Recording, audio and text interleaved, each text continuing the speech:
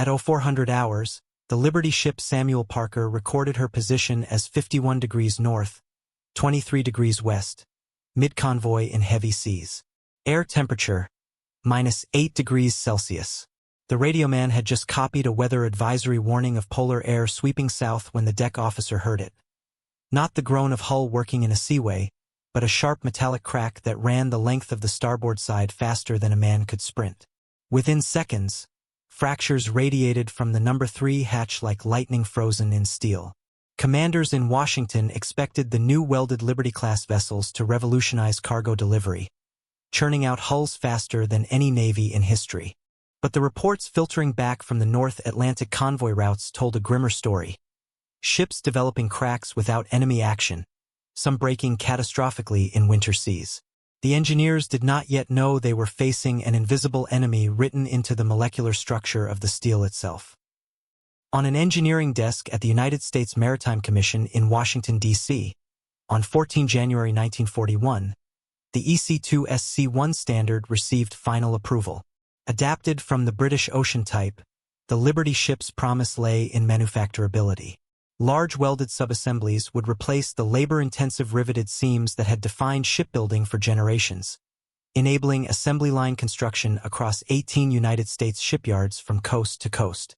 The mathematics were compelling: fewer man-hours per hull, faster launches, and continuous construction schedules that could overwhelm Axis submarine production through sheer volume. By 1943, the average construction time per hull dropped toward 42 days, with some yards achieving even more remarkable speeds. The Robert T. Peary's publicity build, completed in 4 days 15 hours from keel laying to launch, became emblematic of American industrial might. Maritime Commission projections showed that welding, with fewer holes and overlapping plates than traditional riveting, would yield stronger hulls with better watertight integrity. The continuous nature of welded seams eliminated the thousands of potential leak points inherent in riveted construction. Engineering textbooks of the era confidently predicted that welded ships represented the future of maritime construction. The technique had been used successfully in smaller vessels and shore installations. Scale it up to cargo ships displacing 14,700 tons fully loaded, the theory went, and the advantages would only multiply. What the textbooks did not adequately address, what few engineers fully understood in 1941, was how welded construction would perform in the extreme thermal conditions of the North Atlantic winter, where water temperatures hovered just above freezing and Arctic air masses could drop deck temperatures below -15 degrees Celsius. Reality tested those assumptions in the harshest laboratory imaginable: polar seas and near-freezing air, where structural stiffness and the steel's transition from ductile to brittle behavior became operational variables rather than classroom abstractions. The very continuity that made welding efficient also gave cracks an unbroken highway through the hull structure. When a fracture initiated at a stress concentration point, a square hatch corner, a deck opening, a welded joint with residual stresses, nothing interrupted its path. The crack could run through the steel like a tear through fabric, potentially severing the entire vessel. By mid-1942, yard managers and Maritime Commission inspectors began documenting an unsettling pattern. Ships that had passed all acceptance tests and performed normally in moderate weather were developing structural problems when exposed to cold conditions. The issue crossed yard boundaries. Vessels from different builders using steel from different mills showed similar fracture patterns. The common denominators were welded construction and cold weather operation. At Bethlehem Fairfield Shipyard in Baltimore, Maryland, in June 1942, inspection teams examining newly completed Liberty ships documented fine cracks radiating from square hatch corners and deck openings. Early yard memoranda attributed the defects to excessive heat input during welding or poor workmanship. Standard explanations when new construction techniques produced unexpected results. Supervisors tightened welding procedure specifications and increased inspector oversight. The cracks continued to appear. Laboratory analysis told a different story. When metallurgists subjected steel samples to Charpy V-notch impact tests, a standardized method of measuring a material's resistance to fracture, across a range of temperatures, they discovered something fundamental about the Liberty ship plate steel. At room temperature, the steel exhibited ductile behavior. It deformed plastically before breaking, absorbing significant energy in the process. But as the temperature decreased, the steel's character changed dramatically. Below a critical transition temperature, the material became brittle, fracturing with minimal warning through a mechanism called cleavage, a clean break along crystallographic planes requiring far less energy to propagate. The British metallurgist Constance Fligg Tipper, working from Cambridge University's engineering department, provided crucial insights into this phenomenon. Tipper, one of the few women in her field, had spent years studying metal failure mechanisms. Her wartime research, conducted under difficult circumstances as Britain fought for survival, demonstrated that the fracture problem was not fundamentally caused by welding technique. The welding process itself could be executed flawlessly, meeting all specifications. The underlying issue was the steel's transition temperature, the point at which it shifted from ductile to brittle behavior. Tipper's work revealed that Liberty ship-grade steels possessed transition temperatures uncomfortably close to the operational conditions in North Atlantic winter convoys.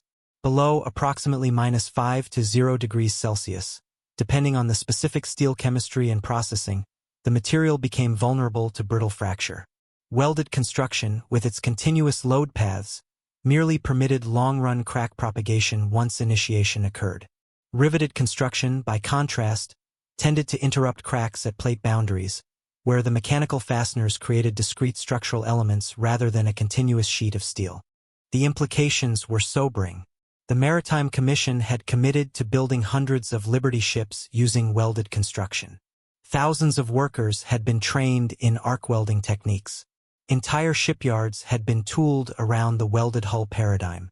Reverting to riveted construction would devastate the production schedule at a moment when every cargo vessel represented the difference between sustaining Allied operations or ceding the initiative to German U-boats. The solution, Tipper and her American counterparts realized, might not require abandoning welding entirely. Instead, the key lay in reintroducing discrete, crack-interrupting details into the otherwise continuous welded structure. Strategic placement of mechanical fasteners or structural discontinuities could arrest a propagating crack before it could tear through an entire hull section. The challenge would be identifying exactly where to place these arresters and how to implement them across thousands of existing vessels already in service. In February 1943, convoy reports from the North Atlantic recorded a disturbing cluster of incidents. Within a single week, multiple Liberty ships logged structural fractures without sustaining battle damage or collision. United States Coast Guard officers aboard the vessels documented precise coordinates, sea states, wind speeds, and air and water temperatures. The fractures occurred across different latitudes but shared common environmental conditions: sub-zero air temperatures, heavy seas, and intense operational stresses from cargo loading, ballast distribution, and hull flexing. The scale of the problem became apparent when the United States Maritime Commission escalated the issue to a dedicated fracture inquiry. The investigation drew support from the Naval Research Laboratory in Washington, D.C., the Ship Structure Committee, and allied technical councils in Britain and Canada. Engineers and metallurgists began compiling a comprehensive database of fracture incidents, correlating them with ship construction details, steel chemistry, welding procedures, and environmental conditions.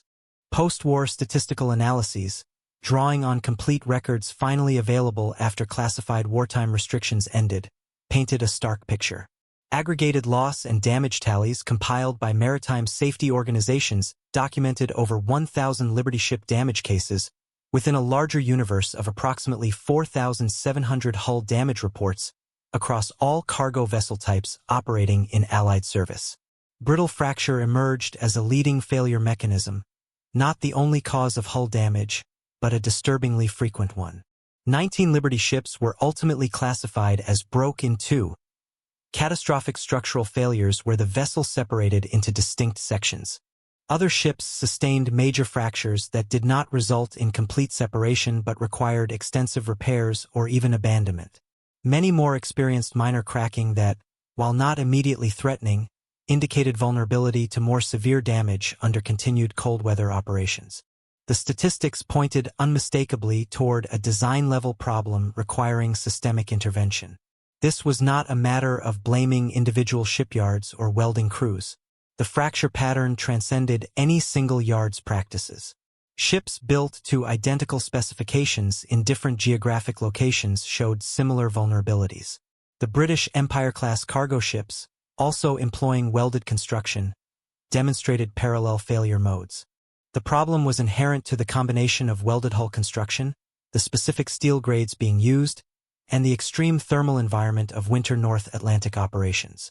Coast Guard and Maritime Commission engineers faced a complex challenge. They needed to implement a solution that could be applied to vessels already in service, ships scattered across Atlantic convoy routes, Mediterranean supply lines, and Pacific theater operations. The fix had to be installable during brief port layovers without dry docking. It had to use materials and skills already available in military port facilities worldwide. And critically, it had to work reliably because Allied logistics depended on these ships reaching their destinations intact. The recognition that brittle fracture represented a fleet-wide vulnerability rather than isolated incidents marked a turning point. What began as troubleshooting reports from individual ship captains and yard inspectors had coalesced into a systematic engineering problem demanding a coordinated, scientifically grounded solution. The maritime equivalent of a medical epidemic, the fracture crisis would require diagnosis, treatment protocol development, and mass implementation, all while the war continued to place relentless demands on the very ships that needed modification. At the Naval Research Laboratory in Washington, D.C., in April 1943, metallurgical engineers constructed an experimental program to understand brittle fracture at a fundamental level. Laboratory teams prepared steel plate coupons with carefully machined notches, mounted them in specialized test fixtures, and subjected them to impact loading at precisely controlled temperatures. High-speed photographic equipment, still a relatively new technology for materials research, captured the fracture process in extraordinary detail. The images confirmed what field observations had suggested but could not definitively prove. Cleavage fracture initiated at local stress razors, geometric discontinuities like sharp corners, weld defects, or notches, and then propagated through the steel at extraordinary speeds when the material was below its transition temperature. Once a cleavage crack began running, it required minimal additional energy to continue. The crack essentially fed on itself, the stress field at its advancing tip providing the driving force for further propagation. The Naval Research Laboratory's wartime fracture mechanics program laid the groundwork that would mature in subsequent decades into standardized test methods.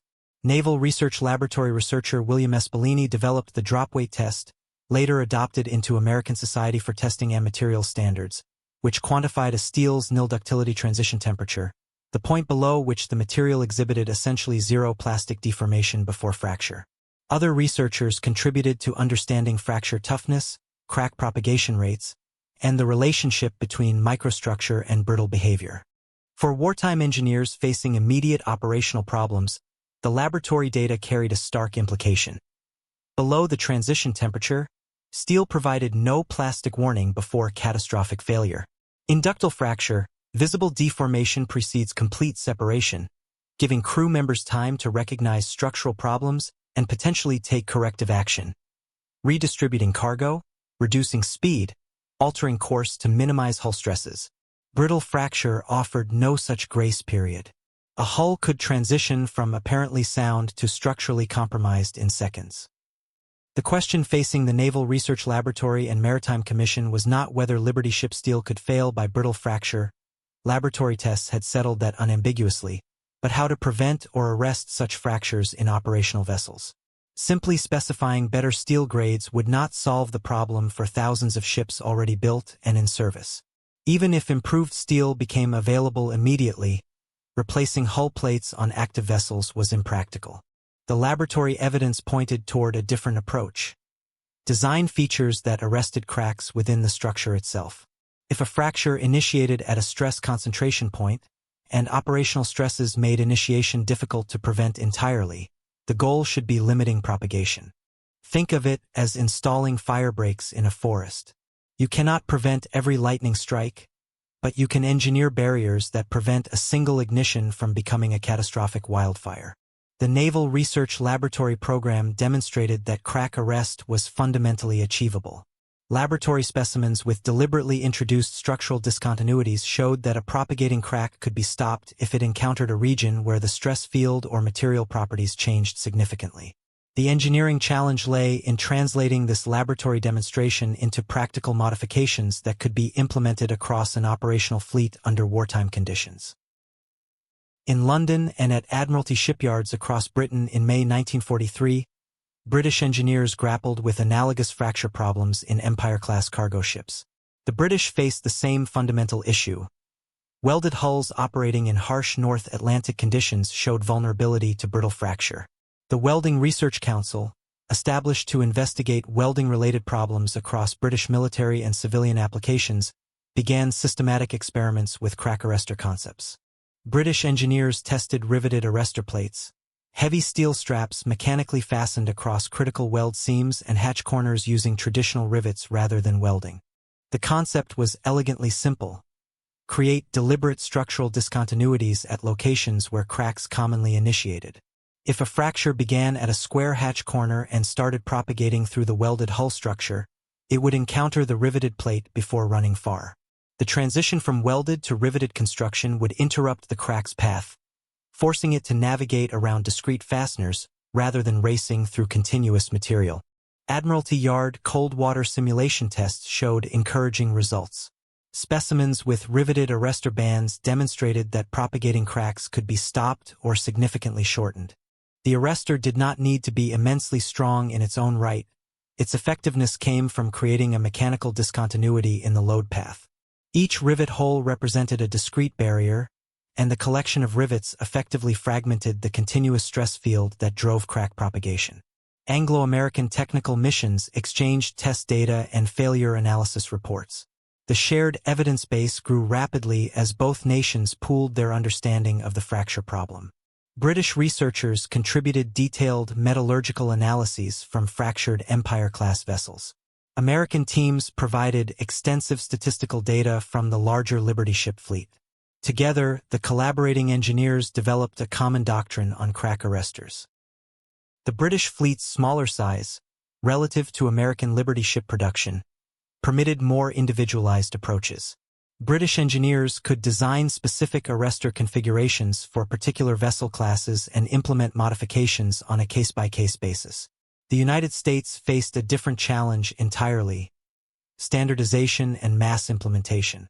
With hundreds of Liberty ships already operating and dozens more launching monthly, the American solution needed to be reducible to a standard plan that could be installed by port facility crews without specialized training or equipment. What the British testing program demonstrated conclusively was that a temporary patch, a riveted reinforcement originally conceived as an emergency repair measure, could become the foundation of a fleet-wide fracture prevention program. The arrestors worked not through brute strength but through clever exploitation of fracture mechanics. Introduce a discontinuity where a crack wants to run continuously, and you rob it of the stress concentration that drives propagation. The transatlantic exchange of technical information, conducted via secure cable communications and courier-delivered technical reports, represented wartime scientific cooperation at its most effective. British and American engineers, working under intense pressure and operational urgency, set aside any institutional rivalry in service of a shared goal: keeping cargo ships intact long enough to sustain the Allied war effort. At Portland, Oregon, at the Oregon Shipbuilding Corporation yards in July 1943, thousands of workers and dozens of hulls per month made the production schedule and operational imperatives second only to winning battles. Halting Liberty ship construction was unacceptable. Every day without new hulls meant fewer supplies reaching Europe, fewer reinforcements in the Pacific, and fewer replacement vessels compensating for ships lost to U-boats. The Maritime Commission needed a solution that could be implemented in parallel with ongoing production. Fix the fleet without stopping it. Maritime Commission engineering teams evaluated modification options constrained by multiple factors. Steel allocations already stretched across military shipbuilding, aircraft production, and tank manufacturing. Yard tooling configured for rapid welded construction, and workforce skills distributed unevenly across civilian contract yards and military facilities. The acceptable solution had to meet demanding criteria. First, install quickly during brief layovers, ideally requiring no more than 2 to 3 days alongside a pier. Second, use standard materials, plate steel and rivets, already in the supply chain and available at port facilities worldwide. Third, target the documented initiation sites: hatch corners, shear strakes, and deck openings where stress concentrations and structural geometry made crack initiation most probable. Engineering analysis emphasized additional constraints. Arrestor installations could not significantly increase vessel weight, which would reduce cargo capacity and alter trim characteristics. The modifications could not interfere with cargo operations. No blocking hatch access, no reducing hold volume, no complicating loading procedures that merchant crews had standardized through hard-won experience. And installation procedures had to be compatible with existing workforce skills. While many yards employed skilled riveters from pre-welding era shipbuilding, others had trained workers exclusively in arc welding techniques. The winning design that emerged from this complex optimization problem proved remarkably cost-effective. Heavy steel angles and strap plates, positioned at critical stress points and mechanically fastened using pneumatic riveters, cost less to install than a single day's worth of bunker fuel for a Liberty ship underway. Installation required approximately 30 to 40 man-hours per vessel, depending on the specific pattern and crew experience. Manageable during a typical 3-day port call for coaling, provisioning, and minor maintenance. Weight additions were minimal, measured in tons against vessels displacing over 14,000 tons fully loaded, less than 0.1% of total displacement. The arrestors introduced no interference with cargo operations. From a dockworker's perspective, the modifications were nearly invisible. Steel reinforcements tucked into structural corners and along hull lines where normal operations never required access. Engineering notes from the Maritime Commission evaluation process reveal the pragmatic calculation. The arrestor program represented an insurance policy with minimal premium and potentially massive payoff. The cost of installing arrestors across the entire Liberty ship fleet, including materials, labor, and port time, was less than the replacement value of a single vessel lost to catastrophic fracture. Even if the arrestors prevented only a handful of complete losses, the program would pay for itself many times over. In Baltimore, Maryland, on 16 February 1944, the United States Coast Guard issued a directive that would fundamentally alter Liberty ship's structural integrity. Coast Guard technical circulars distributed plan numbers and detailed engineering drawings for Liberty-class reinforcements to all officers in charge, marine inspection, the Coast Guard personnel responsible for certifying vessel seaworthiness at ports across the United States and at forward operating bases supporting Atlantic and Pacific operations. The directive, published in the Proceedings of the Merchant Marine Council in June 1944, represented the culmination of 2 years of investigation, analysis, and engineering development. The document specified exact arrestor configurations matched to Liberty ship structural details. Instructions included cutting or relieving critical stress concentrations in stringer and shear strake details where fractures commonly initiated, then fitting riveted angles and strap plates according to Maritime Commission standard drawings. Port facility crews received training in controlled preheat practices, carefully warming steel before drilling rivet holes to prevent introducing new stress concentrations that could themselves become crack initiation sites. The irony was not lost on engineers. Implementing a fracture prevention measure required meticulous attention to avoid creating new fracture vulnerabilities. Pneumatic riveters, powered by compressed air systems already installed at most port facilities for other maintenance work, provided the primary fastening method. The riveting process itself, time-tested over generations of traditional ship construction, ensured reliable mechanical joints. Implementation speed mattered as much as technical correctness. Ships could not linger in port while installers deliberated over details. The Coast Guard standardization program addressed this by reducing arrestor installation to a paint-by-numbers process. Yard crews received blueprints showing exact arrestor locations keyed to Liberty ship structural stations, the numbered transverse frames that defined hull geometry. Installers did not need to understand fracture mechanics or material science. They needed to follow a plan that specified hole locations, fastener types, torque values, and inspection criteria. The administrative machinery behind the directive, Coast Guard headquarters coordinating with Maritime Commission engineers, technical publications staff preparing installation drawings, training officers developing crew instruction programs, represented the often invisible infrastructure supporting military logistics. An administrative circular, not a revolutionary new ship design, became the pivotal tool for addressing a fleet-wide structural vulnerability. Within weeks of the directive's distribution, ports from Portland, Maine to San Francisco, California reported Liberty ships undergoing arrestor installations. The modifications occurred during normal maintenance periods, minimizing impact on operational schedules. Merchant crews, accustomed to ongoing minor repairs and modifications as ships cycled through port facilities, barely noticed the arrestor installations as different from dozens of other maintenance activities. From an engineering management perspective, the standardized plan sets enabled uniform field installation across the Atlantic Fleet and increasingly across Pacific theater vessels as the program expanded. Every port facility worked from identical technical specifications. Quality assurance inspectors could verify installations against objective criteria.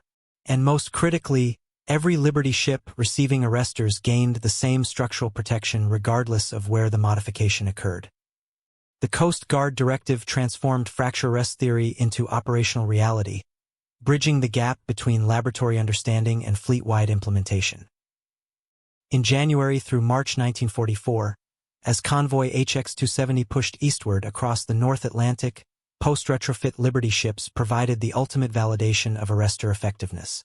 Convoy commodores and shipmasters reported an encouraging pattern: vessels that developed initiation cracks, still a possibility given the severe thermal and structural stresses of winter ocean operations, were experiencing crack termination at the first riveted arrestor strap. The fractures did not disappear. Brittle steel below its transition temperature remained vulnerable to cleavage initiation. But the cracks stopped propagating. Yard surveys conducted when ships returned to port documented the phenomenon in detail.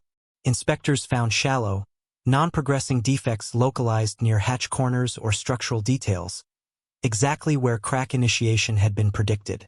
Ultrasonic thickness measurements confirmed that the cracks extended only to the arrestor locations, then terminated. Dipenetrant testing revealed no crack extension beyond the riveted bands. The arrestors were functioning precisely as fracture mechanics theory predicted, creating mechanical discontinuities that interrupted the stress field driving crack propagation. Telegraph communications from convoy commodores to Washington Maritime Commission headquarters contained straightforward assessments. Fracture stopped, no structural loss. These terse reports, transmitted via coded wireless to maintain operational security, conveyed immense significance. Ships that in earlier winters might have experienced catastrophic longitudinal fractures were instead completing their voyages with minor, reparable damage. The difference between a ship that completes its mission and one that breaks in two represents not just material and cargo loss but potential loss of life among merchant crews. Across the wartime period, compiled statistics demonstrated a marked reduction in catastrophic fractures relative to earlier months. The data showed no elimination of cracking. Environmental conditions and operational stresses still produced crack initiation at vulnerable points, but a dramatic decrease in crack propagation. Ships experienced localized fractures rather than hull-splitting failures. British technical summaries analyzing Empire-class and Liberty ship performance converged with American data. Arrestor details worked. The mechanism was scientifically sound, the implementation had been executed effectively across thousands of vessels, and operational results validated the entire program. Specific case examples emerged from particularly harsh operating areas: the Aleutian supply route where subarctic conditions tested hull integrity, and Greenland convoy approaches where ice formations added impact loads to thermal stresses. Field validation under actual ice loading and hatch corner stress conditions carried more weight than any amount of laboratory testing. Engineers could simulate cold temperatures in test chambers and apply calculated loads to specimen coupons, but nothing replicated the complex, chaotic stress environment of a 14,700-ton cargo ship working through heavy seas with ice fragments impacting the hull and thermal gradients fluctuating with changing air temperatures. The arrestors succeeded in that real-world environment. Post-war synthesis reports from the Ship Structure Committee and United States Naval Research Laboratory documented the arrestor program as a comprehensive success. Not perfect, but extraordinarily effective given the constraints under which it was developed and implemented. The combination of scientific understanding, engineering pragmatism, administrative coordination, and industrial execution had solved a problem that threatened to cripple Allied logistics at a critical moment in the war. In the Greenland Sea in March 1944, a Liberty-class vessel struck brash ice, small fragments broken from larger bergs and compressed into dense fields by wind and currents. The impact, while not violent enough to puncture hull plating, generated substantial local stresses. Hull monitoring gauges installed as part of the fracture investigation program recorded stress spikes at the number 2 hatch corner. Within minutes, a deck officer observed a thin crack propagating from the hatch coaming. The crack advanced through the welded structure toward the first transverse arrestor band. Engineers monitoring the incident, reconstructed from Coast Guard incident files and subsequent survey reports, noted that propagation stopped precisely at the riveted strap. No dramatic rupture, no sudden arrest. The crack simply terminated when it encountered the structural discontinuity created by the arrestor. Post-event survey teams measured crack depth using ultrasonic equipment and confirmed the fracture extended only to the arrestor location. Repair depth proved minor. The vessel underwent repairs alongside a tender without requiring dry docking, a critical advantage given the limited dry dock capacity available at forward bases. Welders ground out the crack, prepared the surfaces, and deposited weld metal to restore structural continuity. The arrestor itself showed no damage. The riveted strap had performed its function without undergoing plastic deformation or fastener failure. For the engineers monitoring Liberty ship fracture performance from Washington, D.C., this incident represented operational proof of the arrestor concept. Laboratory tests had shown crack arrest was theoretically achievable. British trials had demonstrated arrest in simulated conditions. But this Greenland sea case provided field-measured, documented evidence of a designed mechanical interruption preventing catastrophic longitudinal crack propagation in actual service conditions. The case file annotation, preserved in Coast Guard archives and later referenced in Ship Structure Committee reports, included measurements, photographic evidence, and repair documentation. The technical detail mattered. This was not anecdotal evidence or observer impression but quantified, verifiable data. The crack initiated at a known stress concentration point, propagated through welded structure exhibiting brittle behavior, encountered an arrestor, and stopped. The sequence precisely matched the predicted failure and arrest mechanism. The North Atlantic, not a laboratory, provided the decisive demonstration. No amount of controlled testing could fully replicate the chaotic thermal and mechanical environment of winter convoy operations. Engineers could design sophisticated test programs, but until arrestors proved themselves under actual operational stresses, hull flexing in a seaway, thermal gradients from sub-zero air over 3-degree water, impact loads from ice fragments, residual stresses from cargo loading, questions would remain about real-world effectiveness. The Greenland Sea incident, and numerous similar cases documented across the Atlantic and Pacific theaters, settled those questions definitively. The arrestors worked. They did not prevent crack initiation, which remained a possibility given the thermal conditions and structural stresses inherent in winter operations. But they prevented initiation from becoming a catastrophe, giving ships the structural resilience to complete their missions and crews the safety margin to reach port for repairs. This field validation, accumulated across thousands of ship months of operational experience, transformed the arrestor program from experimental modification to established structural integrity doctrine. In Washington, D.C., in May 1944, the Ship Structure Committee convened to evaluate cross-yard performance data accumulated since arrestor installations began. The committee, composed of representatives from the Navy Department, Coast Guard, Maritime Commission, American Bureau of Shipping, and technical societies, reviewed statistical compilations from dozens of port facilities and hundreds of vessel surveys. The data showed orders of magnitude improvement in catastrophic failure frequency compared to early war baselines. In the winter of 1942 to 1943, before arrestor programs began, Liberty ships experienced catastrophic fractures at rates that, if sustained, would have eliminated entire classes of vessels within a few years of service. Post-retrofit fleets operating in identical conditions during the winter of 1943 to 1944 showed dramatic reductions in complete fractures. Quantifying the improvement precisely proved difficult given wartime record-keeping challenges and the confidential nature of operational data, but the committee minutes documented broad agreement on the program's success. Engineers noted that arrestor installations represented national-scale engineering control of brittle fracture, a systems-level intervention addressing a material science problem through structural design rather than waiting for improved steel procurement. The arrestor concept proved complementary to parallel programs improving steel specifications and notch toughness requirements. Maritime commission materials engineers were simultaneously working with steel mills to develop grades with lower transition temperatures, better controlled chemistry, and improved toughness properties. But those steel improvements would only affect new construction. The arrestor program protected thousands of vessels already in service. Ship Structure Committee deliberations highlighted the crack arrestor concept as a fundamental contribution to structural integrity management extending well beyond merchant hulls.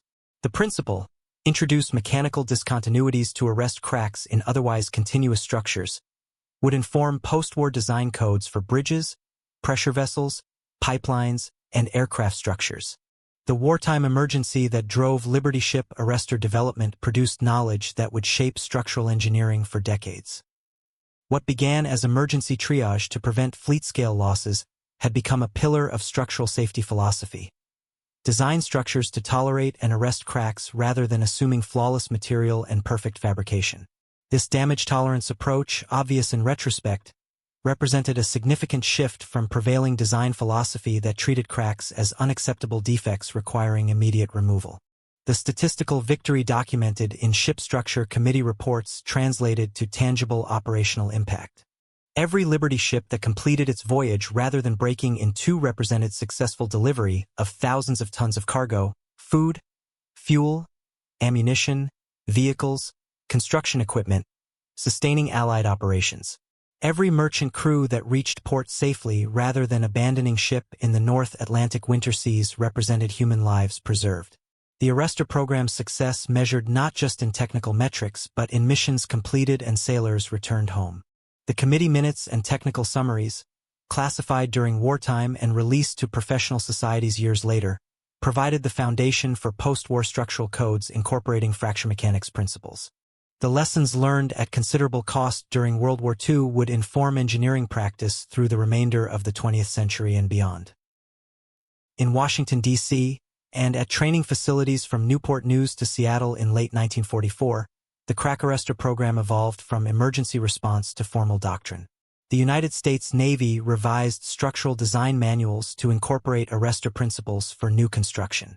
Maritime Commission specifications for post-war merchant vessel designs included fracture arrest features as standard requirements, not optional modifications.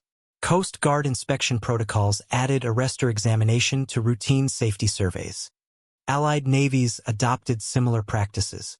The Royal Navy updated Admiralty construction standards based on wartime fracture experience. Canadian shipbuilding specifications incorporated arrestor concepts for St. Lawrence River yards producing wartime and post-war tonnage. Even neutral nations' maritime authorities, monitoring Allied technical developments through normal commercial and professional channels, revised their own codes to address brittle fracture concerns.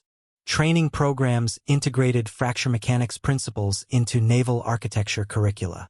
Engineering schools teaching ship design added sections on transition temperature behavior, stress concentrations, and crack arrest mechanisms. Professional societies, the Society of Naval Architects and Marine Engineers, the American Welding Society, the American Society for Testing and Materials, developed conference sessions and technical publications disseminating Liberty ship lessons to broader engineering communities. The doctrine shift extended beyond structural design to operational procedures. Shipmasters received guidance on cold weather operations, reducing speed in sub-zero conditions to minimize hull flexing, avoiding abrupt course changes that generated torsional stresses, and monitoring hull strain gauges where installed. While arrestors provided structural protection, prudent seamanship remained the first defense against fracture initiation. Maintenance manuals specified periodic arrestor inspections during yard periods. Inspectors checked rivet tightness, examined arrestor plates for corrosion or mechanical damage, and verified that modifications remained effective as vessels accumulated service hours. The guidance recognized that arrestors, like any structural element, required ongoing attention to maintain functionality. Post-war maritime investigation boards analyzing casualty reports from diverse vessel types increasingly considered fracture mechanics in their analyses. When ships experienced structural failures, investigators asked whether arrestor principles had been applied, whether stress concentrations had been adequately addressed, and whether materials selection had considered transition temperature behavior. The analytical framework developed during the Liberty Ship crisis investigations became the standard methodology for maritime structural safety. The transformation from crisis response to established doctrine occurred rapidly, less than 3 years from the first North Atlantic fracture reports to comprehensive integration of arrestor principles into design codes and training programs. Wartime urgency compressed development and implementation timelines that in peacetime might have extended across decades. The accelerated learning curve came at a cost, measured in ships damaged and merchant sailors lost, but produced knowledge that prevented far greater losses in subsequent years. By war's end, the crack arrestor concept had achieved something rare in engineering, near-universal acceptance based on demonstrated effectiveness. No significant technical controversy persisted about whether arrestors worked or whether their installation was justified. The evidence from thousands of ship years of operational experience was unambiguous. What remained was refining implementation details and extending the principles to new applications. After 1945, as wartime urgency gave way to peacetime engineering practice, Liberty Ship fracture analysis matured into comprehensive fracture mechanics disciplines. The Naval Research Laboratory program initiated during the war expanded into systematic research on crack initiation, propagation, and arrest mechanisms across diverse materials and structural applications. Universities established fracture mechanics laboratories, often staffed by engineers who had worked on wartime ship failures. Industrial research organizations developed standardized testing protocols that codified the ad hoc procedures invented during the crisis. The American Society for Testing and Materials published specifications defining transition temperature testing, notch toughness measurement, and fracture resistance evaluation. These standards, designated with ASTM alphanumeric codes that became international references, drew directly on Liberty Ship investigations. The drop weight test developed by Naval Research Laboratory's William S. Bellini became ASTM E208, defining nil ductility transition temperature measurement procedures used globally. Engineers applying fracture mechanics principles extended arrestor concepts beyond maritime structures. Bridge designers incorporated crack arrest features into long-span steel structures. Pressure vessel codes required material selection considering transition temperature behavior. Pipeline standards specified periodic arrestor installations to prevent long-running fractures in gas and oil transmission systems. Aircraft designers, already sensitized to fatigue crack concerns, added fracture toughness requirements to material specifications. The Ship Structure Committee, established during the war to investigate Liberty Ship fractures, continued operations into the 21st century, publishing hundreds of research reports on marine structural safety. Committee investigations examined diverse vessel types, but Liberty Ship fracture analysis remained the foundational case study demonstrating how systematic investigation, scientific understanding, and engineering pragmatism could address complex structural problems. Steel manufacturers improved production processes to control transition temperature behavior. Alloy chemistry optimization, controlled rolling practices, and thermal treatment procedures reduced transition temperatures well below typical service conditions for most applications. The industry learned that small variations in carbon, manganese, and alloying elements significantly affected brittle fracture susceptibility. Post-war steel grades reflected these lessons, offering designers materials with predictable, temperature-stable behavior. Professional societies preserved wartime technical reports in archived proceedings and retrospective publications. Engineers decades removed from World War II could access detailed accounts of Liberty Ship investigations, arrestor development, and implementation programs. These historical records served both as technical references and as case studies in engineering problem-solving under extreme pressure. The Liberty Ship experience demonstrated that temporary wartime expedients, developed under crisis conditions, could produce permanent improvements in engineering knowledge.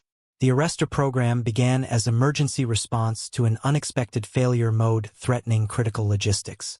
It matured into fundamental understanding of how materials behave under stress, how cracks propagate through structures, and how intelligent design can provide robust protection against catastrophic failure. By the 21st century, fracture mechanics had become a standard discipline in mechanical and civil engineering education, with Liberty Ship investigations cited as the originating case study. The ships themselves, largely scrapped or sunk in subsequent decades, lived on in the engineering principles their failures helped establish. Across multiple decades following the war, Liberty ship veterans, both the vessels and the men who sailed them, gradually disappeared from active service, but their legacy remained embedded in engineering practice and maritime safety culture. Several Liberty ships survived into the 21st century as museum vessels and memorials, tangible reminders of wartime industrial mobilization and the engineering challenges that accompanied rapid production. The SS Jeremiah O'Brien, preserved in San Francisco, California, and the SS John W. Brown, maintained in Baltimore, Maryland, stand as operational examples of Liberty ship design, complete with arrestor modifications visible during vessel tours. Maritime museums worldwide display Liberty ship artifacts, technical drawings, and oral history recordings from merchant mariners who served aboard these vessels during their operational years. Engineering education programs continue teaching Liberty ship fracture case studies, often as introductory material in fracture mechanics and structural integrity courses. The cases effectively illustrate fundamental principles. Material behavior changes with temperature, stress concentrations initiate cracks, continuous structures propagate fractures, and mechanical discontinuities arrest propagation. Generations of engineering students have learned these concepts through Liberty ship examples. Historical analysis of the fracture crisis reveals broader lessons about technological development and risk management. The shift from riveted to welded construction offered compelling advantages but introduced unforeseen failure modes that emerged only under specific operational conditions. Engineers learned that new technologies, even when based on sound principles and successful small-scale applications, can behave unexpectedly when scaled up or operated outside original design envelopes. The response to the crisis, systematic investigation, international collaboration, rapid implementation of solutions, demonstrated effective engineering problem-solving under wartime pressure. Rather than abandoning welded construction when problems emerged, engineers identified root causes, developed targeted solutions, and implemented them across an operational fleet. The approach balanced immediate operational needs with long-term safety improvements. Historians noting the broader World War II industrial mobilization context observe that Liberty ship fracture investigations occurred simultaneously with dozens of other urgent technical programs. Radar development, proximity fuse refinement, code-breaking infrastructure, synthetic rubber production, aviation engine improvements. The Maritime Commission and Naval Research Laboratory conducted fracture research while managing numerous parallel projects, all competing for limited resources and personnel.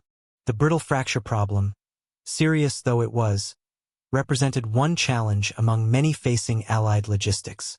Engineers addressed it effectively without allowing the investigation to dominate resources needed elsewhere. This prioritization and parallel problem-solving capacity characterized successful wartime technical programs generally. Contemporary engineers working on structural safety in diverse fields, aerospace, nuclear power, chemical processing, civil infrastructure, continue referencing Liberty ship precedents when discussing damage tolerance, fail-safe design, and fracture control.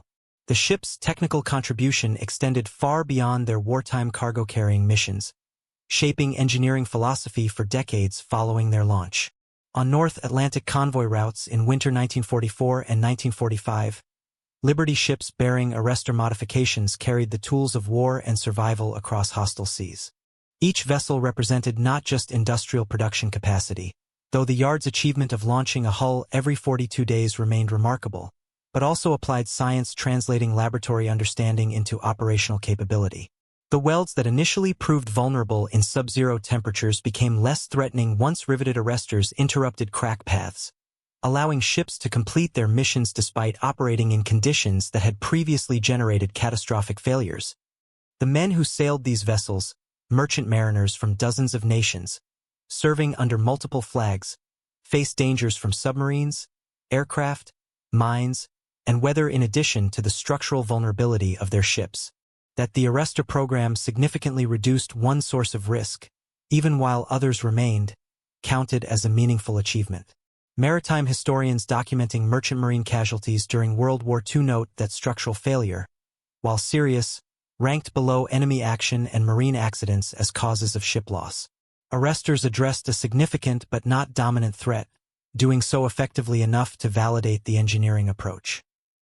The broader lesson Liberty ship fracture investigations offered was this: engineering challenges, even those emerging from unforeseen interactions between materials, design, and environment, yield to systematic analysis and pragmatic intervention. The solution did not require revolutionary advances in material science or radical redesign of ship structures. Instead, engineers applied existing knowledge of fracture mechanics, adapted proven construction techniques from earlier eras, and implemented modifications compatible with operational constraints. This pragmatic approach, understand the problem, design a targeted solution, implement systematically, characterized effective wartime engineering across numerous programs. It represented not a dramatic breakthrough but a disciplined application of scientific and engineering methods to urgent operational problems. The Liberty ships, designed for rapid wartime production and expected to serve perhaps 5 to 10 years, survived in many cases into peacetime commercial service lasting decades. The arrestor modifications installed during wartime remained in place, continuing to provide fracture protection long after the immediate crisis had passed. That longevity testified to the soundness of the engineering solution and the effectiveness of its implementation. In final accounting, the crack arrestor program succeeded by the only metric that ultimately mattered. Ships completed their missions, cargoes reached their destinations, and crews returned safely more often than they otherwise would have. Engineering excellence is measured in missions accomplished and lives preserved. What is your perspective on this part of history? Share your thoughts in the comments, because every memory and reflection helps keep the past alive.